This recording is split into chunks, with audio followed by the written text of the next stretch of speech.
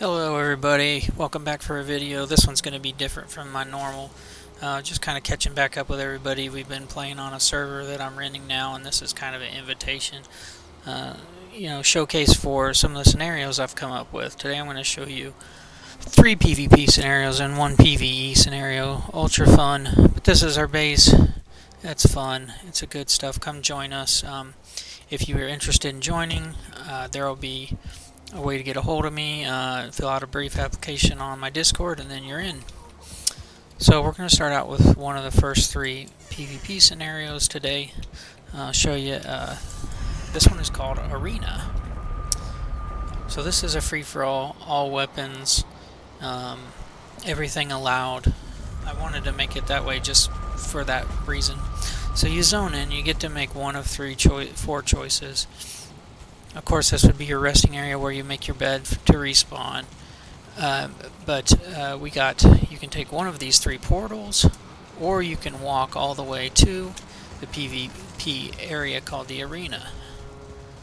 So the objective here is the last one to stand in the center of the arena when the night music plays is the winner. So if you can imagine King of the Hill style combat, you claim the victory position and you win when that music plays. So there's corresponding places where those portals come in, 1, 2, and then over there is number 3. And this is where you hold down and fight until you win. So there's that. How's everybody doing today? I hope you guys are enjoying your day. This is trying to make this a brief video. The next one we're going to move on to is going to be Murder Ball. So Murder Ball is, again, almost completely no rules. The only exception is no troll staff and no vine staff, because it's a little more fragile over at the good old Murder Ball scenario. So on the server we also have the death penalty turned down, so even if you're using your main character and you die, the death penalty is very minimal, although I would suggest it all. So Murder Ball, we take use of the old Hildir's Quest Plains Tower. As you know, it's indestructible, so it makes for a fun little scenario area. Here's your rest area for your respawn. And then when you respawn, you run out here to this glorious beast out here. So here's our PvP scenario. There's the tower. And what you'll notice is there's pine trees with platforms. So again, the scenario is won by holding the top of the tower when the night music plays. So can you be that one to hold it? Do you make that choice to jump down and fight off the competition before they ever get up? Or you just hold it strong up there? The choice is up to you.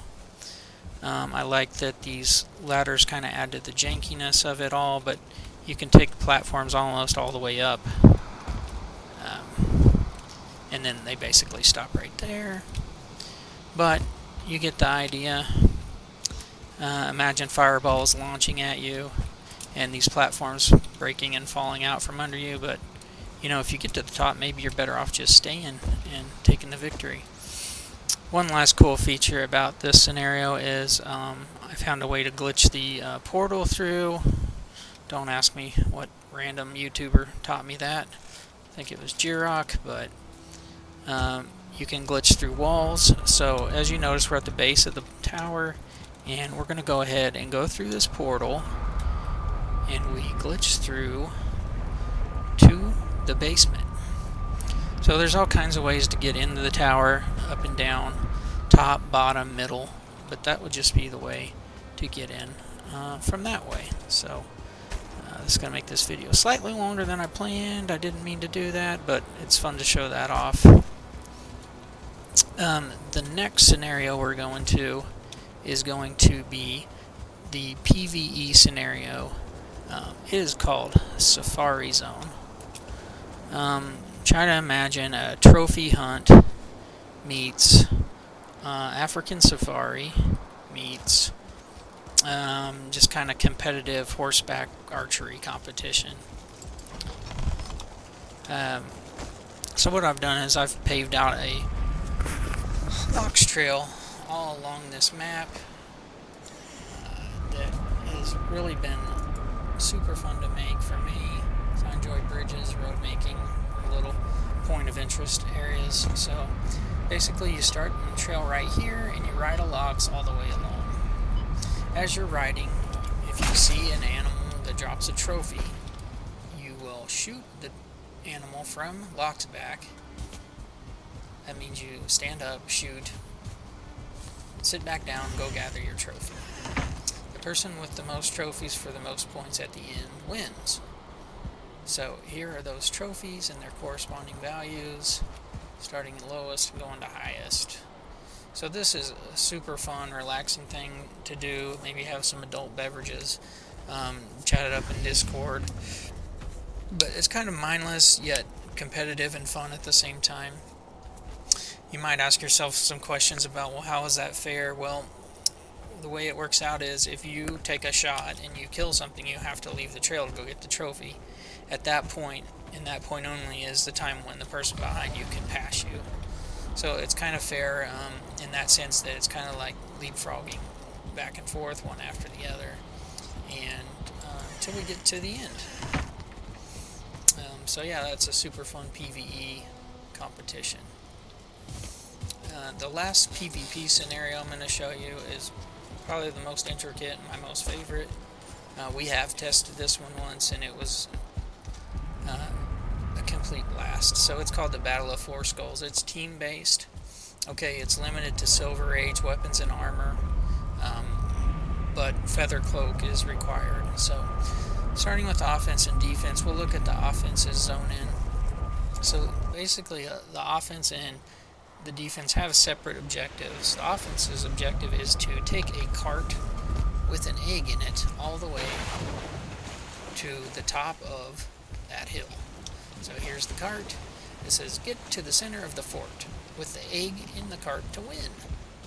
So here's where you would set your respawn, and you drag that cart all the way up to the top of that hill and get it in the center of the fort to win. Yes, the cart can get destroyed. If that happens, you quickly rebuild it, put the egg back in, and keep going.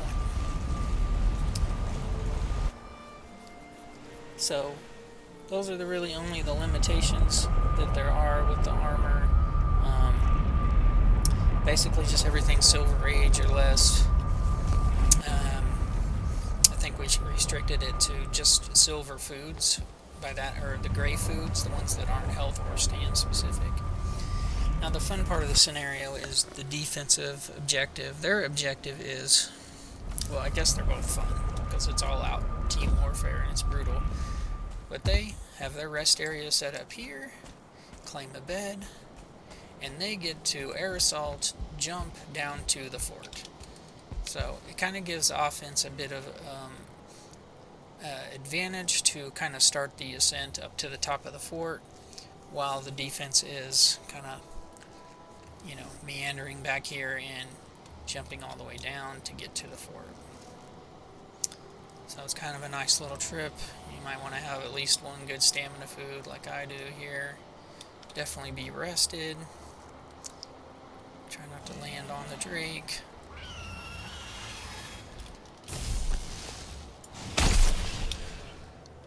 Maybe just be that good. And then, yeah, so there's the center of the fort where the cart has to land. And, yeah, it's so much fun. So that's what the offense is trying to do, is to get there. The defense has their own objective of place all 4 skulls here to win. Well, what are 4 skulls? Well, there's 4 trophies.